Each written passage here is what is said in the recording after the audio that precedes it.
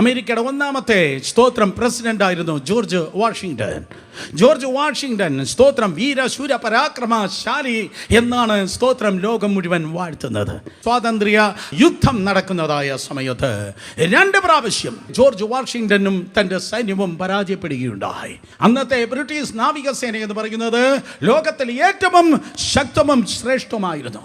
പക്ഷെ അങ്ങനെയായിരിക്കുമ്പോൾ ഒരു ഫാർമർ, ഒരു കൃഷിക്കാരനാകുന്ന യഹൂദനായ ഒരു മനുഷ്യൻ ജോർജ് വാഷിംഗ്ടനെ സഹായിപ്പാൻ തക്കവണ്ണം മുന്നിലേക്ക് കടന്നു വന്നു. അമേരിക്കൻ ഐക്യനാടിലും അതുപോലെ യൂറോപ്പിലും കോടിക്കണക്കിന് ഡോളറുകൾ അദ്ദേഹം സ്തോത്രം റൈസ് ചെയ്തിട്ട് ആ സൈന്യത്തെ പുനഃസംഘടിക്കുകയുണ്ടായി. ചരിത്രത്തിലുണ്ട്, സോളമൻ എന്ന യഹൂദന്റെ നേതൃത്വത്തിൽ അമേരിക്കൻ സൈന്യം മുന്നിലേക്ക് കടന്നുപോയി.